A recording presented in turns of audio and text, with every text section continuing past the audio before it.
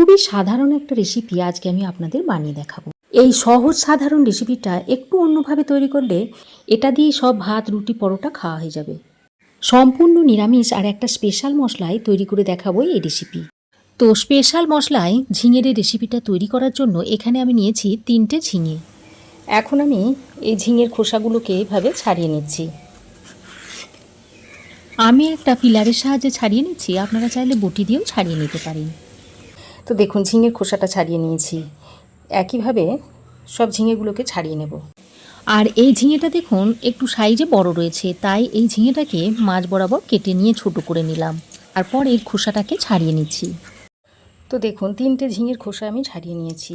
এবার এই ঝিঙেগুলোকে এইভাবে একটু চৌকো চৌকো করে কেটে নিচ্ছি।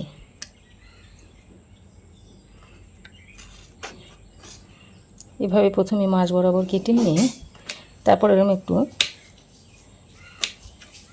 কেটে নিচ্ছি। এই একই পদ্ধতিতে সব ঝিঙেগুলোকে কেটে নেব। বন্ধুরা, ঝিঙে পোস্ত তো অনেকবারই খেয়েছেন, তবে এই পদ্ধতিতে একবার বানিয়ে দেখুন। এর স্বাদ মুখে লেগে থাকবে আর একবার বানিয়ে খেলে বারবার খেতে চাইবেন। এতটাই টেস্টি হয় এই রেসিপিটা। তো দেখুন সব ঝিঙে কটাকে আমি কেটে নিয়েছি আর এরকম একটু ডুমো ডুমো করে কেটে নিয়েছি। দেখুন ঝিঙেগুলো কেটে নেওয়ার পর আরও একবার ভালো করে ধুয়ে পরিষ্কার করে নিয়েছি। আর এই ঝিঙের সঙ্গে দেওয়ার জন্য আমি 2টো বড় সাইজের আলুকে এরকম ডুমো ডুমো করে কেটে জলে ভিজিয়ে রেখে দিয়েছি যাতে লাল না হয়ে যায়।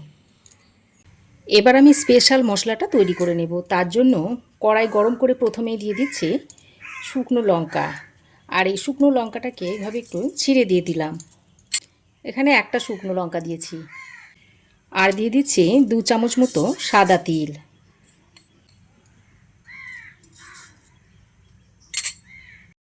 এবার গ্যাসের ফ্লেমটাকে লোতে রেখে এই শুকনো লঙ্কা আর সাদা তিলটাকে হালকা করে ভেজে নিতে হবে।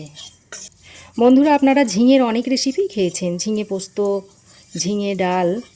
তো এইভাবে একবার এই স্পেশাল মশলাটা দিয়ে ঝিঙের রেসিপিটা তৈরি করে খেয়ে দেখবেন, খেতে খুব সুন্দর হয়। তো দেখুন তিলটা এরকম আমি হালকা কালার করে ভেজে নিয়েছি। দেখুন যখনই দেখবেন এরকম একটু হালকা তিলের কালারটা হালকা একটু চেঞ্জ হয়ে গেছে, তার মানে জানবেন যে ভাজাটা হয়ে গেছে। আর ভাজার একটা সুন্দর গন্ধও বেরোচ্ছে। এখন আমি এটাকে নামিয়ে নিচ্ছি। নামিয়ে একটা প্লেটের মধ্যে নিয়ে নিচ্ছি। তারপর এটাকে একটু হালকা ঠান্ডা করে গুঁড়ো করে নেব। এবার আমি ওই কড়াইতে দিয়ে দিচ্ছি পরিমাণ মতো সর্ষের তেল। তো তেলটাকে প্রথমে একটু ভালো করে গরম করে নিতে হবে। তারপর আমি এই গরম তেলের মধ্যে দিয়ে দিচ্ছি 1/2 চামচ পরিমাণ কালো জিরে আর একটা কাঁচা লঙ্কাকে এইভাবে ভেঙে দিয়ে দিলাম। তারপর ফোড়নটাকে ভালো করে একটু ভেজে নিতে হবে। আর যদি মনে করেন আমিষ করে খাবেন তাহলে এখানে একটু রসুন কুচিও দিয়ে দিতে পারেন। ফোড়ন সুন্দর করে ভেজে নিয়েছি আর ফোড়ন থেকে একটা সুন্দর গন্ধ বেরোচ্ছে। এবার আমি যে আলুগুলো কেটে রেখে দিয়েছিলাম সেই আলুগুলো এর মধ্যে দিয়ে দিচ্ছি।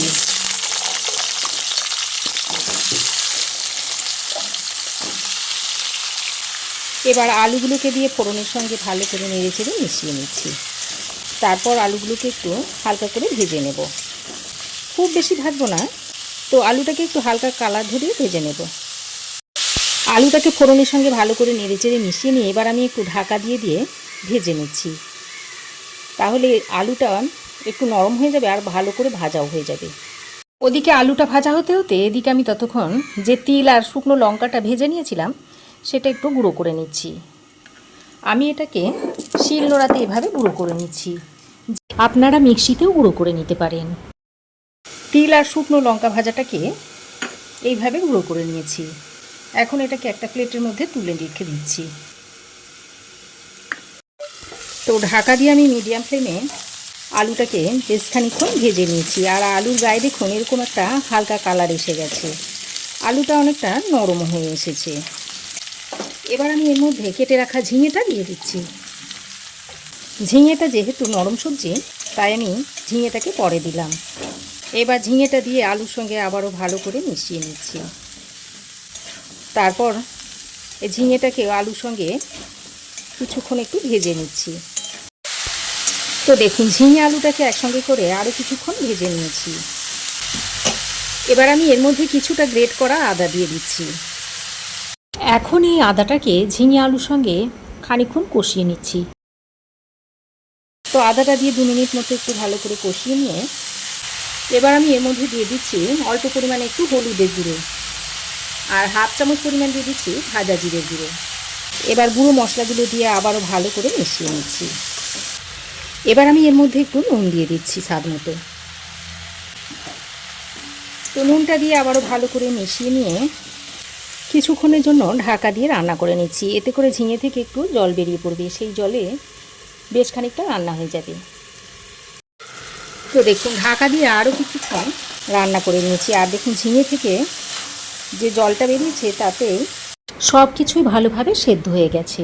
আর আলুটা আমি আগে ঢাকা দিয়ে ভেজে নিয়েছিলাম, তখনও আলুটা 80% মতো সেদ্ধ হয়ে গেছিলো। এবার আমি এর মধ্যে ভেজে রাখা তিল আর শুকনো লঙ্কার গুঁড়োটা দিয়ে দিচ্ছি। তারপর আবারও সব কিছুকে একসঙ্গে ভালো করে মিশিয়ে নিচ্ছি। খুবই সাধারণ একটা রান্না, খেতে অসাধারণ লাগে। আর এইভাবে তৈরি করে আপনারা রুটি পরোটা দিয়ে খেতে পারবেন, সাদা ভাত সব কিছুর সঙ্গে খেতে পারবেন। তো তিলের গুঁড়োটা দিয়ে আবার ভালো করে মিশিয়ে নিয়েছি। এবার সব শেষে একটু চিনি দিয়ে দিচ্ছি। এবার চিনিটা দিয়ে ভালো করে মিশিয়ে নিলেই সার্ভ করার জন্য একেবারে রেডি হয়ে যাবে। আর দেখতে দেখুন কতটা লোভনীয় হয়েছে। তাহলে দেখলেন তো বন্ধুরা, কত সহজে কত কম সময়ের মধ্যে খুবই কম তেল মশলায় একটা খুব সুন্দর রেসিপি তৈরি হয়ে গেল। এবার এটা আপনারা রুটি ভাত পরোটা সব কিছুর সঙ্গেই খেতে পারবেন, খেতে দারুণ লাগে। তো এইভাবে একবার তৈরি করে দেখুন, আর কেমন হয়েছে অবশ্যই একটা কমেন্ট করে জানান। আপনাদের একটা ছোট্ট কমেন্ট আমার ভিডিও বানাতে উৎসাহ যোগায়। রেসিপি যদি ভালো লাগে অবশ্যই বন্ধুদের মধ্যে একটু শেয়ার করে দেবেন। আর নিচে যে হাইপ অপশানটা দিচ্ছেন ওটা একটু প্রেস করে দেবেন। যদি ইউটিউব থেকে দেখে থাকেন তো চ্যানেলটাকে সাবস্ক্রাইব করে নেবেন। আর ফেসবুক থেকে দেখে থাকলে তিয়াশাস রেসিপি পেজটাকে অবশ্যই একটু ফলো করে দেবেন। আজ এই পর্যন্তই, আবার দেখা হবে নতুন কোনো রেসিপি নিয়ে নেক্সট এপিসোডে।